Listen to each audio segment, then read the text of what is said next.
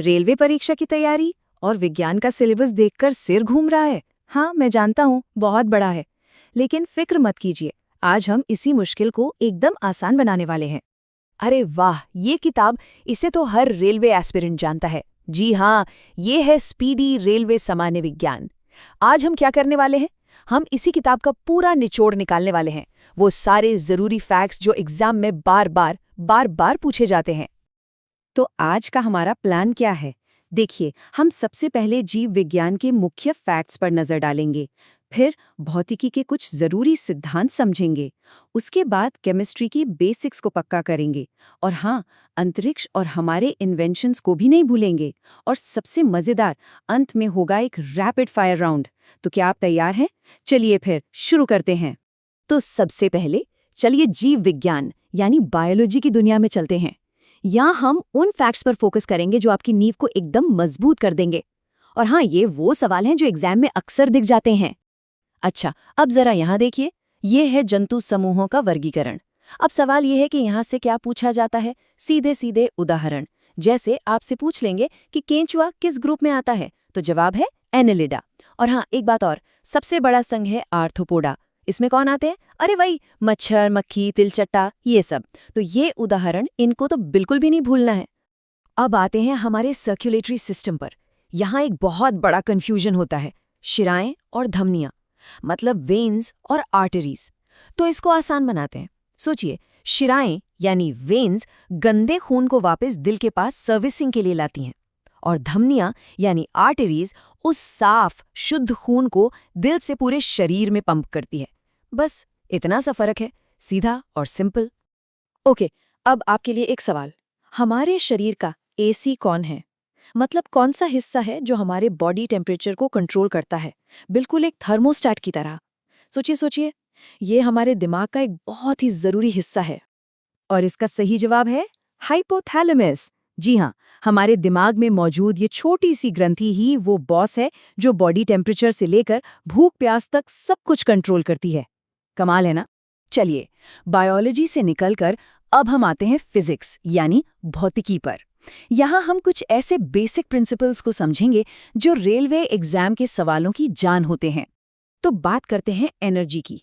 Physics में energy के कई रूप हैं, लेकिन एक बहुत ही खास है, गतिज ऊर्जा, जिसे हम काइनेटिक एनर्जी भी कहते हैं। इसका फंडा बहुत सिंपल है। कोई भी चीज अगर चल रही है, मतलब उसमें मोशन है, तो समझ लीजिए उसके अंदर काइनेटिक एनर्जी है। और हाँ, इसका एक फॉर्मूला भी है जो बहुत जरूरी है। Ke = ½ mv²। मतलब काइनेटिक एनर्जी बराबर है half into mass into velocity का स्क्वायर। अब यहाँ ध्यान देने वाली बात क्या है? ये जो v का स्क्वायर है ना, यही सारा खेल है। तो फिर उसी फॉर्मूले को दिमाग में रखकर ये बताइए, अगर हम किसी चीज की स्पीड को डबल कर दें तो उसकी काइनेटिक एनर्जी का क्या होगा? क्या वो भी डबल हो जाएगी? क्या लगता है? नहीं, डबल नहीं, बल्कि 4 गुना बढ़ जाएगी। क्यों? क्योंकि फॉर्मूले में v का स्क्वायर था, तो जब वेलोसिटी को 2 गुना किया तो 2 का स्क्वायर हुआ 4, इसीलिए एनर्जी 4 गुना बढ़ गई। ये एक क्लासिक एग्जाम क्वेश्चन है, इसको गांठ बांध लीजिए। चलिए, अब कुछ ऐसे फैक्ट्स पर आते हैं जिन्हें आपको बस रट लेना है, मतलब कोई अगर मगर नहीं। जैसे g की वैल्यू क्या है? 9.8 मीटर पर सेकेंड स्क्वायर। वैक्यूम में लाइट की स्पीड कितनी है? 3 × 10⁸ मीटर पर सेकेंड। आसमान नीला क्यों दिखता है? लाइट की स्कैटरिंग की वजह से। और साउंड सबसे तेज किस में चलता है? स्टील में।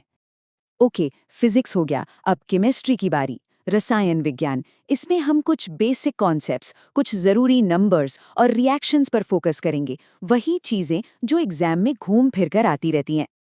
अरे वाह, ये तो सबका फेवरेट टॉपिक है, लिटमस टेस्ट।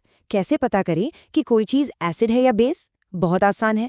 एसिड जो है वो नीले लिटमस को लाल कर देता है और बेस लाल लिटमस को नीला। अब इसे याद कैसे रखें? एक सिंपल सा शब्द याद रखिए, अनिल। अ से अम्ल, नी से नीला और ल से लाल। हो गया ना आसान? अब ये समस्थानिक या आइसोटोप्स क्या बला हैं? सोचिए, ये एक ही परिवार के जुड़वा भाई जैसे हैं। शक्ल सूरत यानी प्रोटॉन की संख्या बिल्कुल एक जैसी, इसीलिए उनका एटॉमिक नंबर भी सेम रहता है। लेकिन वजन मतलब न्यूट्रॉन की संख्या अलग अलग होती है, इसीलिए उनका मास नंबर बदल जाता है। और ये number 6.023 into 10 raise to the power 23। ये केमिस्ट्री का मैजिक नंबर है। इसे एवोगाड्रो नंबर कहते हैं। ये हमें बताता है कि किसी भी चीज़ के एक मोल में कितने एटम या मॉलिक्यूल होते हैं। न्यूमेरिकल्स के लिए ये नंबर याद रखना बहुत ज़्यादा ज़रूरी है। चलिए अब ज़मीन से उठकर सीधा अंतरिक्ष में चलते हैं। जी हाँ, हमारा अगला टॉपिक है स्पेस साइंस और कुछ बड़े आविष्कार, और ख़ास तौर पर भारत के स्पेस प्रोग्राम से जुड़े सवाल, क्योंकि ये जनरल नॉलेज का एक बहुत ही हॉट टॉपिक है। यहाँ देखिए, ये है भारत की गौरवशाली अंतरिक्ष यात्रा की एक छोटी सी झलक। कहानी शुरू हुई 1969 में, जब ISRO बना। फिर 1975 में हमने अपना पहला सैटेलाइट आर्यभट्ट लॉन्च किया, और फिर 1988 में पृथ्वी मिसाइल का सफल परीक्षण करके हमने दुनिया को अपनी ताकत दिखाई। अब ये है मैच द फॉलोइंग वाला सेक्शन। भारत के कुछ सबसे बड़े रिसर्च सेंटर्स और वो कहाँ हैं। एग्जाम में सीधा सवाल आता है, विक्रम साराभाई स्पेस सेंटर कहाँ है? जवाब, तिरुवनंतपुरम। बार कहाँ है? ट्रॉम्बे में। तो ये स्लाइड आपके लिए एक क्विक रेफरेंस गाइड की तरह है। तो चलिए, अब तक हमने जो कुछ भी पढ़ा उसे टेस्ट करने का समय आ गया है। अब होगा एक रैपिड फायर राउंड। मैं सवाल पूछूंगा और आपको फटाफट जवाब सोचना है। तैयार हैं? Let's go.